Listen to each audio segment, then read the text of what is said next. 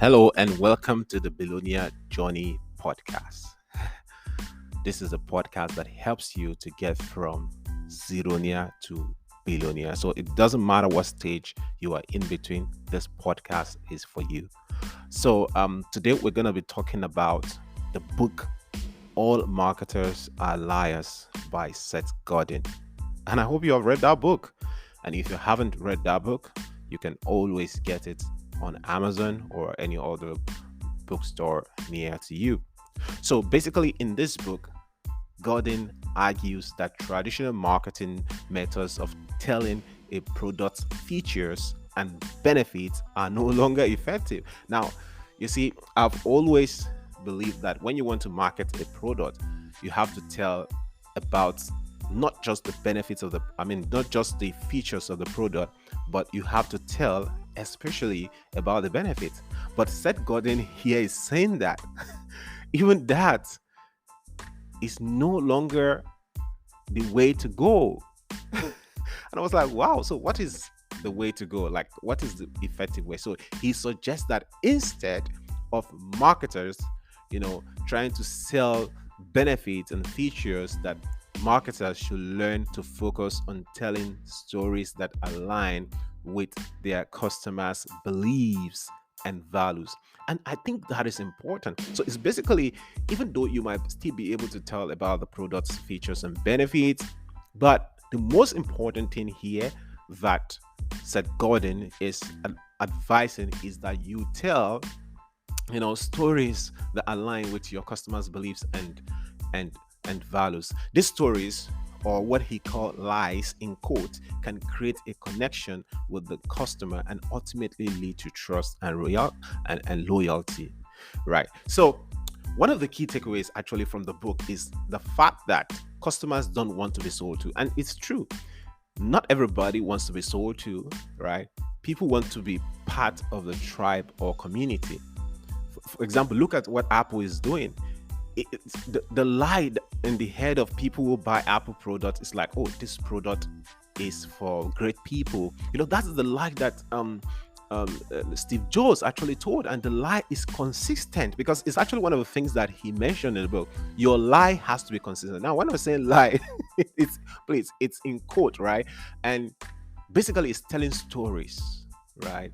Telling stories. So if your story is not consistent, that is when you become a problem. Anyway, we're still going to get into that, right? But what I'm saying is that people want to, belong to the tribe, like the Apple tribe. People who use Apple most likely will use other Apple. For example, I am also telling myself a lie because, when I want to take pictures on social media and then I want to use my laptop, it's kind of, it feels like a sense of pride to take to have an Apple laptop, MacBook in your front, with the Apple logo, it's, and then maybe you want to take pictures and people use still selfie and then they show their kind of iPhone they use. It's kind of a sense of pride that they have that, oh, this is the community I belong to. I belong to people who use great products. So that's the lie that people tell themselves. So as a marketer, you have to learn to tell this lie so that people, like I said, people don't want to be sold to, right? People want to actually belong to a tribe or community. So by understanding the customer's needs and values, a marketer can create a story that resonates with them, and this can make them feel like they are part of something bigger. When Steve Jobs, for instance, brought about the story of think differently, if that happened to be one of the greatest marketing advertising in the world, and he didn't say, oh, come and buy Apple is the greatest product, whatever. He didn't mention all of that. What that marketing was all about is the fact that great people use Apple. They use Apple products. So he showed Gandhi, he showed all the great people, and then he ended it with the Apple logo. Say think differently. So that is not inviting you to buy Apple in its sense, but is an indirect way of telling a lie to your heart. It's telling, a story to you, and then you want to belong to a tribe of that story, like to belong to something bigger. So Seth Godin also, he also talks about the importance of authenticity. Authenticity. I hope I pronounced that well. Authenticity, and stay true to your brand's values.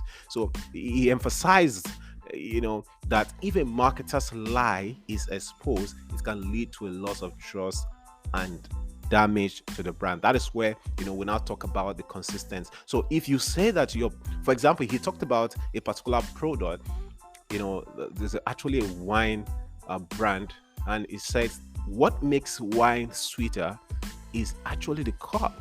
And because a lot of people have believed that lie, anytime they want to take a wine, they believe that they have to take it with a very great cup. But there was a science, and science doesn't back this up, because there was a scientific research carried out to say, is it the wine that takes the difference? And people were given the same set of wine but different cups, right? And people, because those who were told that this wine, how do I put it? Like, those who were told that this wine is this, it's just the same wine, but with different cups, they didn't really feel it, right? Just because, they already have a mindset that this cup makes the wine sweeter. You understand what I mean? So basically, your lie has to be consistent. It has to be authentic. So for example, if Apple, because Apple is a great product, right? If Apple says that, oh, great people use Apple product, but if the product sucks, people ain't going to use it no more, right? So there was even a lie that Seth Godin mentioned also. I think it was Nestle. So Nestle was trying to sell, because I'm from Africa as well. In Africa, we believe that breastfeeding is very important. Okay, but Nestle sold a lie to African mothers and told them that, oh, the bottle, that you should choose bottle instead of breastfeeding because of their formula, breastfeeding formula. But because those people, they were not able to really afford that formula, but perhaps the formula would be good, but because they couldn't really afford the formula, some of them started diluting the formula with water, so as to give to their children. And a lot of those children, millions of children, died as a result of that. And that forced Nestle to get out of the market for that particular product.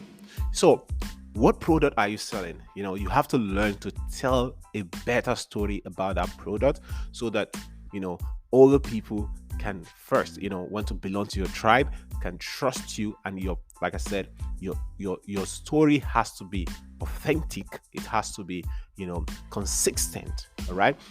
I believe that this book is a must read for any marketer looking to create a more authentic and effective marketing strategy. Right. He also mentioned different stories of politicians and how they were able to use this lies to actually win elections, and some of them who failed at some of these elections, right? So it challenges the traditional ways of thinking and about advertising, and provides a fresh perspective on how to connect with customers. I think that you should get this book if you're really interested in growing your business and telling the stories about your business. So if you want to maybe launch a product, start thinking about it. What stories, what lie can I tell that can be consistent over time, and that will resonate with people of a particular tribe? I hope you enjoy this podcast, and I hope you check out Seth Godin's book for more insight on this topic. Because this is just a podcast, so we're not able to cover all of the book. So I hope that you go get the book and leave a review after you've gotten it on Amazon. I look forward to hearing from you. What do you feel about the book? I think I might leave a link in the comment for to the book on Amazon. It's going to be an affiliate link, of course. So if you buy the book, I might get a little commission without necessarily adding any cost to you. So just if you got blessed using, if you got value from this podcast, all you need to do is click on the link, get the book, and I hope that you thank me later on to say, wow, thank you so much for recommending this book. It's a very, very great book, and I hope that you enjoyed it. All right, talk to you later, and have a beautiful time over there. Bye.